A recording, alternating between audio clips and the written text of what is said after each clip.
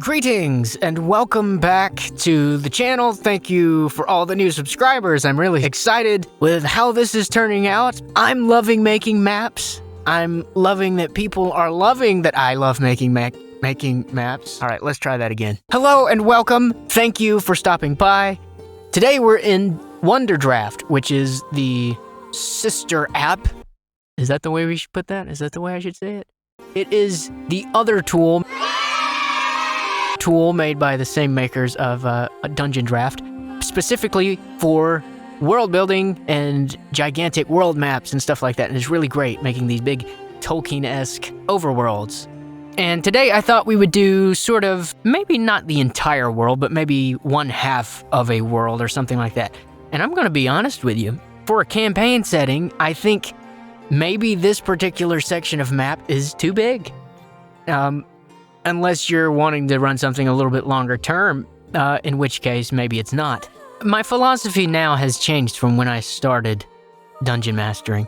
I think it's important to flesh out a smaller area of land, a smaller land mass or whatever, with really great locations that are their own experiences than to try to create an entire world that feels lived in and all of that, in the sense that it's a very daunting prospect to try to create cultural systems and governments and economies and all these things, and how they all interplay and weave together and all of that at the beginning of a campaign where maybe the characters don't have attachments to these places yet. I think maybe they will have, that attachment grows as you add on to the world, right? And I've spoken about this in the past, how Dungeon Mastering is this illusion that you know everything that is going on at any given time. It's all about the poker face. It's all about committing to that bit. And yeah, this particular map is too big, I think, to maybe do that.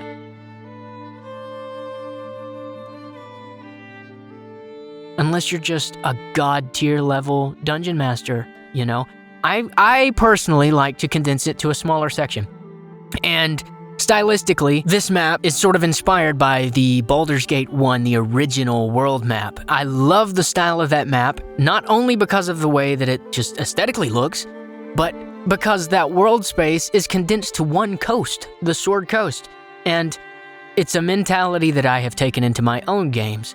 I would rather treat the players with an extremely fleshed out, smaller section of land, section of world, than try to juggle too many things like with these big gigantic kingdoms and all of that. Maybe hint at those things, but work on them in the background and allow yourself to sort of grow towards that. Maybe the next campaign takes place on that continent you hinted at 6 months ago in your campaign or whatever. I feel like that is a better workflow for me as a DM, and it allows the characters, the players, to grow their own attachments and grow their appreciation for this world as well. Slowly, we're all discovering the world together, but you as the DM have to have that illusory face that tricks your players into thinking you already know what's happening, right? I'm sort of rambling. Let's see if I can get back on track.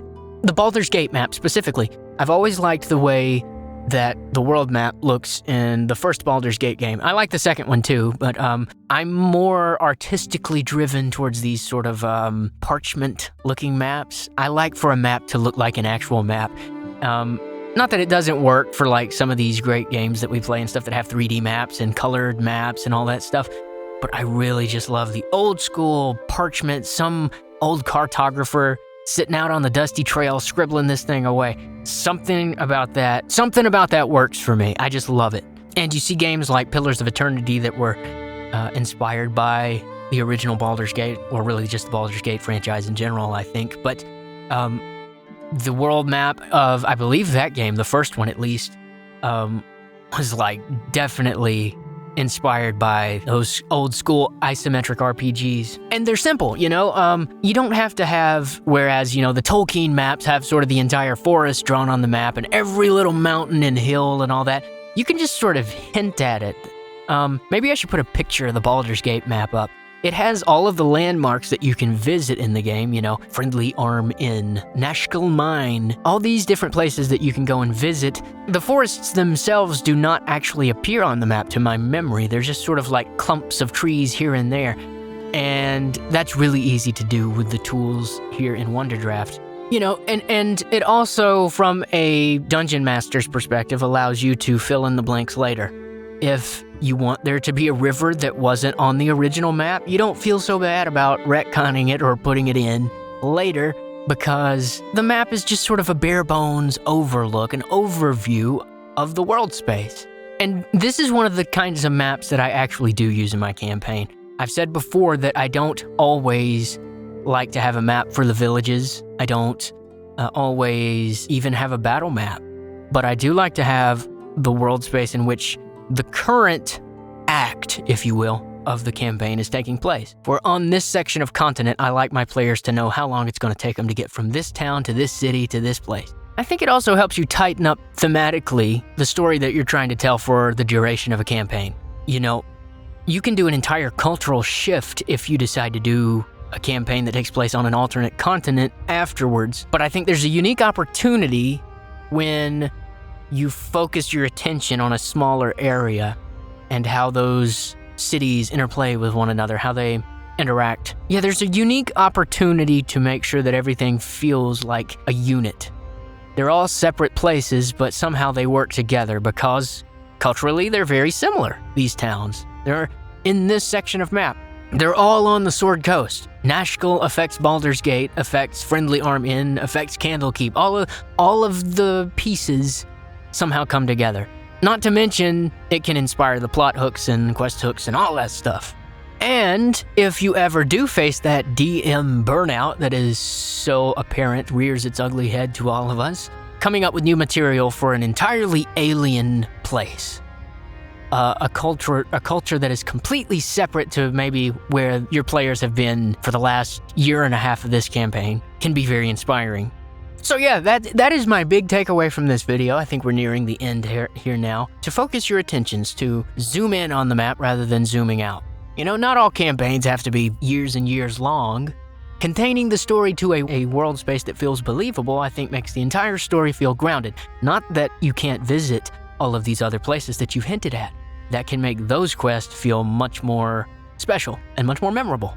Yeah, so if you enjoyed this, stick around. We've got lots of other things coming. I'm fairly content with how this world map ended up looking. There are a few things that I would have done differently. Always learning, and I've just picked up Wonderdraft after having not toyed with it for quite a while. So there you go. I tell you what, I'm not the best at creating names for these towns and or dungeons, but if you drop names for these in the comments, I will choose the ones that I like and put them into my maps. I think that's a doable thing. Maybe. We'll see. As usual, any ideas you have for maps, drop those in the comments as well. Again, I want to thank everybody. We've got 43 subscribers on the channel now, and I appreciate all of you for sticking around for my rambling, and until next time, my nerdy friends. Brilliant.